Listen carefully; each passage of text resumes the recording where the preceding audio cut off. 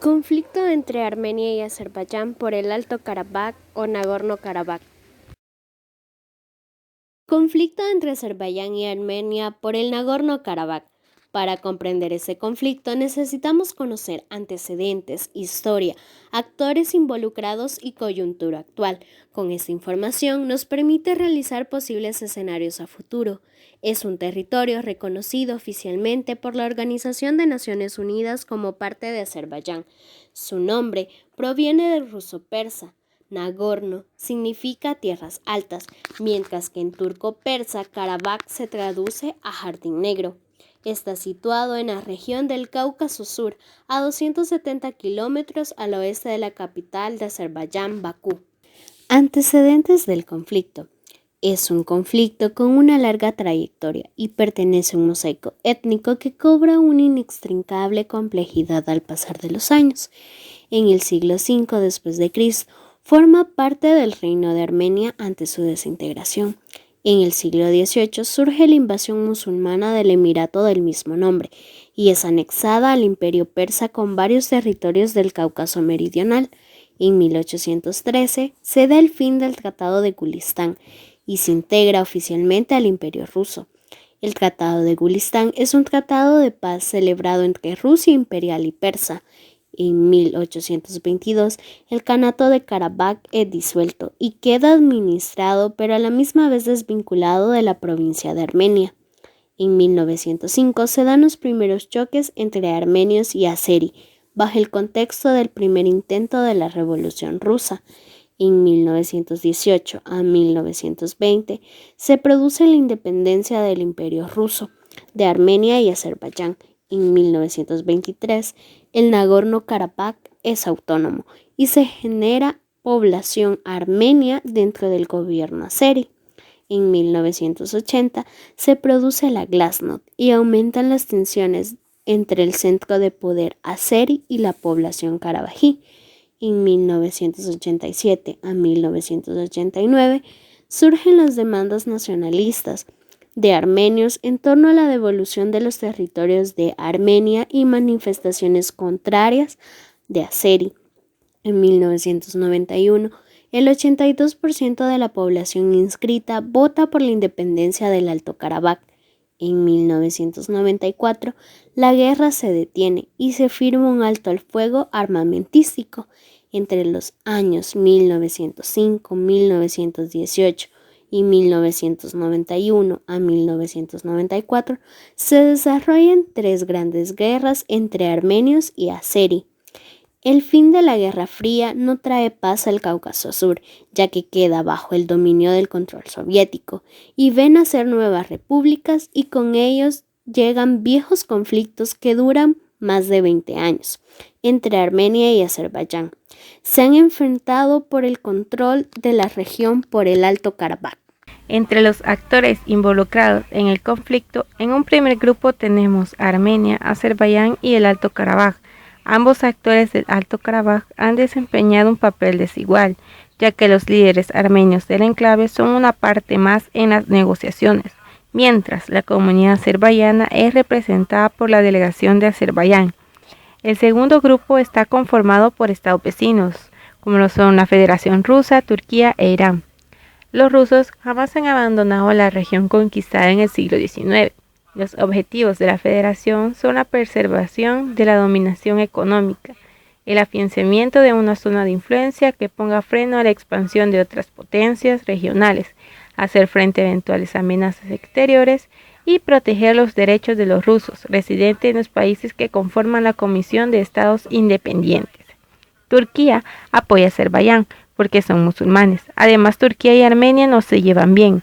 Irán apoya a Armenia, ya que tienen una relación muy tensa con Turquía y también porque la pelea está cercana a sus fronteras y tampoco quieren ver mucho lío en ese lugar.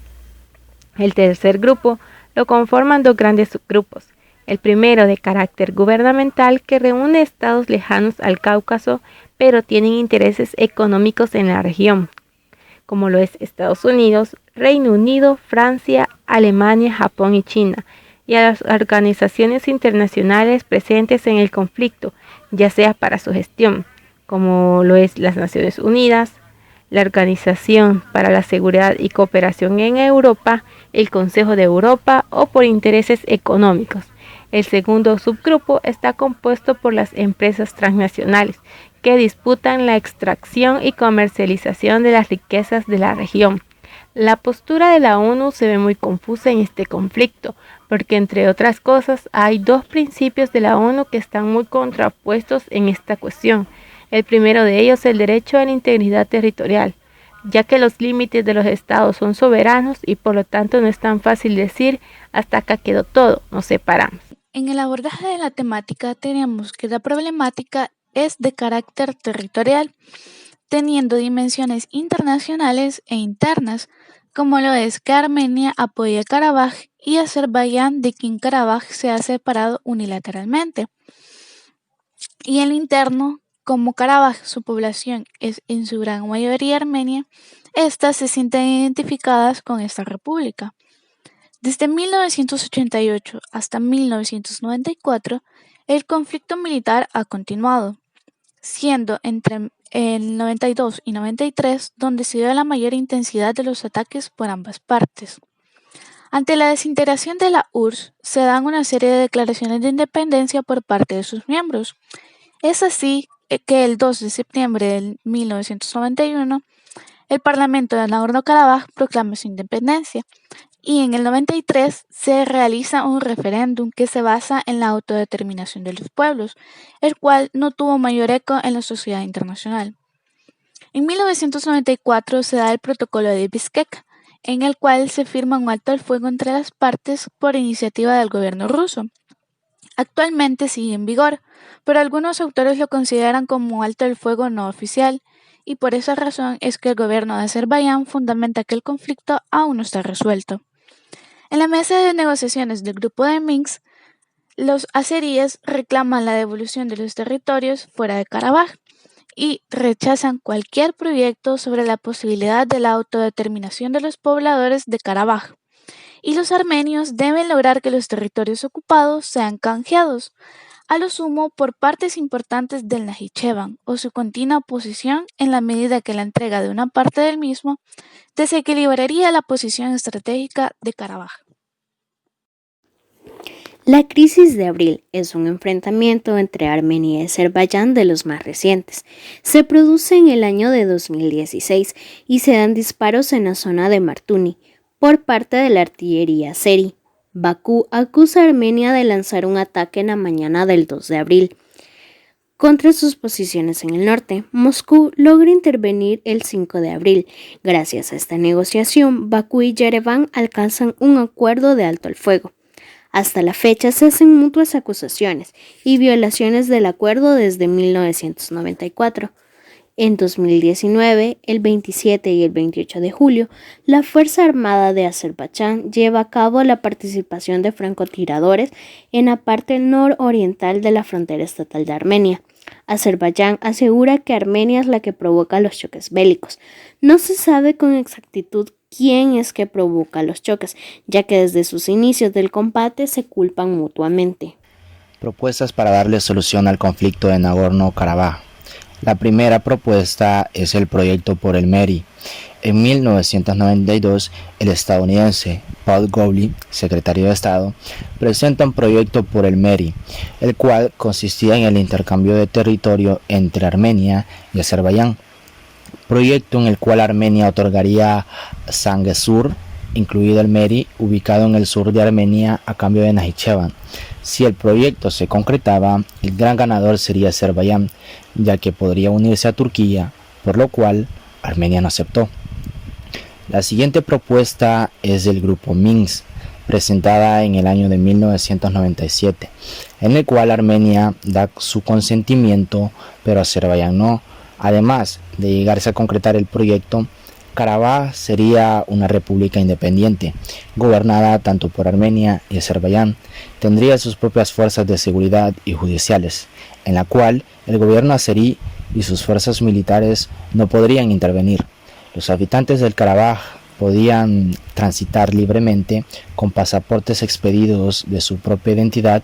Adicionalmente, su idioma sería el armenio y tendrían representación diplomática a través del consulado azerí. La otra propuesta se desarrolló en el tratado en la cumbre bilateral de Key West, Estados Unidos, en el año 2004. Este documento expresa que Azerbaiyán estaría dispuesto a ceder la soberanía de Nagorno-Karabaj a Armenia. También un corredor de la Chin que comunicará la región de Karabaj con Armenia. A cambio, Azerbaiyán retomaría territorios los cuales están ocupados por las 7 provincias que rodean Karabaj y obtendría un corredor que conecte a Azerbaiyán con Najicheván, enclave azerí ubicado en Armenia. En este apartado se pretende dar a conocer la importancia teórica que el conflicto por el Nagorno-Karabaj reviste. En un primer momento tenemos a la geopolítica, y es que esta nos permite estudiar, explicar y predecir el comportamiento político de diferentes actores, en este caso ante el conflicto por el Nagorno-Karabaj. Es gracias a esta que podemos conocer sus antecedentes y así determinar las razones del mismo. La geopolítica nos permite un análisis más amplio, por el cual podemos prever posibles escenarios y buscar una razón lógica hacia la explicación del conflicto, en este caso por el Nagorno-Karabaj. Los estados de facto son territorios que han declarado unilateralmente su independencia con el consentimiento de sus habitantes, y aunque cuentan con un gobierno y una constitución que los rige, estos carecen de reconocimiento internacional como estado o nación. Ante lo anterior, la República del Alto Karabaj es un estado de facto sin reconocimiento internacional e independiente desde 1991 tras la disolución de la URSS. Sin embargo, es sostenido económica, política y militarmente a través de la cooperación que hace la República de Armenia. Curiosamente, su único reconocimiento estatal proviene de otras entidades independientes de facto, como la República de Transnistria, Abjasia y Osetia del Sur. No podemos dejar de lado el sentimiento nacionalista, y es que dentro de la República del Alto Karabaj se habla el armenio, el azerí y el ruso, así como su configuración étnica demuestra la preponderancia de la comunidad armenia en un 95%. En 1988 hubo un referéndum sobre la independencia de la región que intensificó el conflicto. La votación fue a favor de la cesión y unión con Armenia. Es preciso señalar que en el desarrollo del conflicto la población armenia le pide al gobierno que le den ciertas concesiones, como libros de texto en armenio y televisión en armenio, con el fin de preservar la identidad nacional armenia. Dicha región además forma parte de los territorios catalogados como enclaves, el cual hace referencia a una parte de un país rodeada completamente por otro, ya que la República del Alto Karabaj está dentro del territorio de Azerbaiyán. Como pivote geopolítico, el Nagorno-Karabaj posee un valor sumamente importante, ya que es una zona montañosa, la cual está cerca de un oleoducto que transporta gas y petróleo con dirección a Occidente. Por lo tanto, a ningún actor, en este caso a ningún estado, le conviene una guerra en esta zona, puesto que toda la dinámica europea se vería seriamente afectada. Consecuencias. La agresión en contra de la República de Azerbaiyán dejó gravemente afectadas las esferas socioeconómicas del país. Cientos de hospitales e instalaciones médicas fueron destruidas o quemadas. Cientos de miles de casas y departamentos, miles de edificios, de negocios y médicos fueron destruidos o saqueados. Además, cientos de librerías fueron saqueadas. También un gran número de manuscritos valiosos fueron quemados o en su defecto destruidos. Varios auditorios del Estado, cientos de clubes y docenas de escuelas de música también fueron destruidas. La guerra en contra de Azerbaiyán ha tenido también consecuencias catastróficas para su herencia cultural, tanto en los territorios ocupados como en Armenia. Y esto ha ocasionado que al menos 1 de cada 8 personas se convierta en una persona internamente desplazada o refugiado. 20.000 personas fueron asesinadas, 50.000 personas fueron heridas o se quedaron inválidas, y se estiman aproximadamente 5.000 ciudadanos azerbaiyanos de los que no se sabe aún su paradero. En los posibles escenarios tenemos 3. Primero, un conflicto congelado, que se puede seguir considerando así a pesar del alto el fuego en 1994, teniendo en cuenta que en términos de fuerza militar y económica, Azerbaiyán es la nación que sale más favorecida por el potencial militar comparado con el de Armenia. por lo que podría incrementar aún más sus capacidades militares y mirar una solución por medio del uso de la fuerza. Por otro lado, mientras Armenia siga dependiendo de Rusia y con ello una economía no muy estable, al continuar con el conflicto puede gastar aún más su fuerza militar y llevar su economía en declive, aunque en términos de población se ve más ventajosa debido a que la mayoría de los ciudadanos de Karabaj son armenios. En la mediación internacional neutra, si bien es cierto que ya existe el grupo de Minsk, tiene un inconveniente muy importante, y es que los intereses de los países miembros de este grupo se ven indirectamente inmersos al momento de dar una solución al conflicto, por lo que se hace necesario que exista una mediación internacional que sea por parte de un ente neutral, que no tenga nada que ver con la región ni con el conflicto, y que ya haya ejercido este papel en otro conflicto similar. Para este puesto, Qatar puede ejercer como un actor ideal. Y por último, tenemos la negociación de firma la paz. Una negociación en donde ambas partes estén de acuerdo, la opción que planteaba la Declaración de Madrid, que recoge el plan Lavrov, puede ser un inicio, en el que el proceso puede ser supervisado por la ONU, o la opción que el grupo de Minsk logre llegar a un acuerdo mutuo por el Nagorno-Karabaj.